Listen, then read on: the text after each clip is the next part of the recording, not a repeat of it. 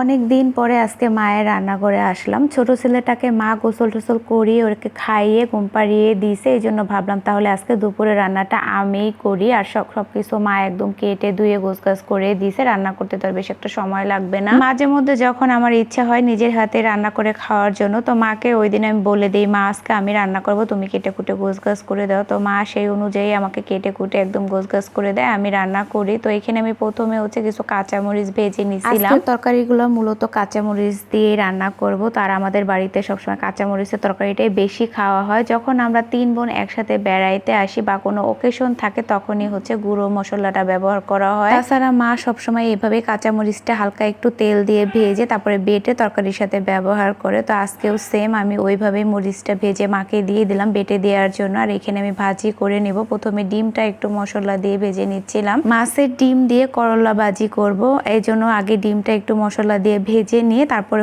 কেটে রাখা করলাগুলো দিয়ে দিছে। কয়েকটা করলা পেকেও গেছে। গরম পড়ার পর থেকে 1-2 দিন পর পর এরকম করলা ভাজি কিংবা মাছ দিয়ে করলার ঝোল, মাঝে মধ্যে ডাল দিয়ে করলা রান্না করা, এরকমই আসলে তিতো খাবারটা খেতে ভালো লাগে। যে পরিমাণ গরম এর ভিতরে ঝোল তরকারি আর তিতো তরকারিটাই বেশি ভালো লাগে। আর তাছাড়া আমার আব্বা তেমন একটা সবজি পছন্দও করে না, যার কারণে প্রতিদিন মাছ বোনা ডাল আর একটা ভাজি করা হয়। বেশিরভাগ সময় দেখা যায় মাঝে মধ্যে আমি যদি একটু চিল্লাচিল্লি করি আব্বার সাথে, তখন দেখা যায় বলে দিলে সবজি নিয়ে আসে বাজার থেকে। তাছাড়া কখনোই আমার আব্বা কোনো সবজি নিজে থেকে কিনে নিয়ে আসবে না। আর এখনের এই সিজনে যে সবজিগুলো উঠে এর ভিতরে 2-1টা সবজি আব্বা খায়, তাছাড়া কোনো সবজি আব্বা পছন্দ করে না। শীতের সময় 2-1টা তাও খায়। কথা বলতে বলতে এদিকে আমার ভাজিটাও রান্না করা হয়ে গেছে, নামিয়ে নিছি। মাছের ডিম দিয়ে যে কোনো ভাজি অনেক খেতে ভালো লাগে, বিশেষ করে মাছের ডিমটা দিয়ে আলু ভাজিটা আমার কাছে বেশি ভালো লাগে। ভাজিটা নামিয়ে নিয়ে কড়াইটা ধুয়ে পরিষ্কার করে ওই কড়াইয়ের ভিতরে আবার মাছটা ভেজে নিচ্ছিলাম। লাকড়ির চুলায় মূলত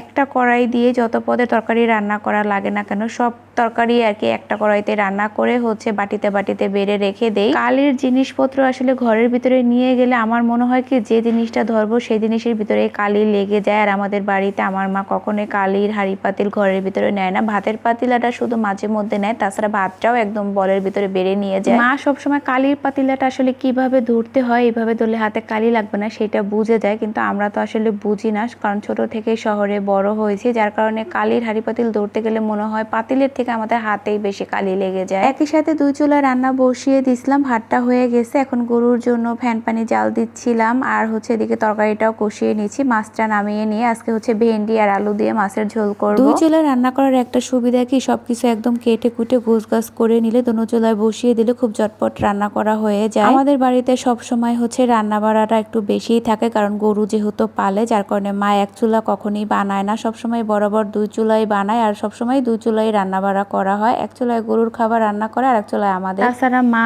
বেশিরভাগ সময় পাতা দিয়েই জাল দেয়, যার কারণে 2 চুলাই রান্না করা হয়। এদিকে তরকারিটা কষানোর পরে ঝোলের পানি দিয়ে দিয়েছিলাম। ঝোলটা ফুটে ওঠার পর আমি এখানে ভেজে রাখা মাছগুলো দিয়ে দিলাম। আমার না একটু বিজল জাতীয় খাবারগুলো বেশি ভালো লাগে খেতে, যেমন ভেন্ডি, লতি, তারপরে কচুর মুখী, পুঁই শাক, এই টাইপের খাবারগুলো আমি যতই খাই না কেন আমার কাছে কখনোই বিরক্ত লাগে না। যার কারণে মাকে আমি আগেই বলে রাখছিলাম ভেন্ডি আলু দিয়ে বড় মাছের একটা পাতলা ঝোল রান্না করবো। তো মা বলতেছে তাহলে তুমি রান্না করো তোমার মন মতো করে। তাছাড়া আমি একটু গুছিয়ে গাছিয়ে রান্না করতে খুব পছন্দ করি, যার কারণে আমার আব্বা আর আমার ভাগিনা মাঝে মধ্যে বলবে খালামণি তুমি রান্না করো। আর মা তো আসলে বিভিন্ন কাজে ব্যস্ত থাকে, একা মানুষ, সব কাজ নিজেরই করা লাগে, এই জন্য তাড়াহুড়া করে রান্না করতে গেলে দেখা যায় একদিন ভালো হয় আর আরেকদিন দেখা যায় খারাপ হবে। এইটাই আসলে স্বাভাবিক, সব দিন যে ভালো হবে এরকম কোনো কথা না। তো যাই হোক, এখানে আমার সব রান্না বাড়া করা কমপ্লিট। আমি এখানে গুছিয়ে নিয়েছি, তো গোসলটা করে আসছি। এখন ডিম ভেজে তারপরে ছেলেকে আমি খাইয়ে দিব। আমার ছেলে তো আমি যত কিছুই রান্না করি না কেন তাকে ডিম দিতেই হবে। শুধুমাত্র মুরগির মাংসটা রান্না করলে সে একটু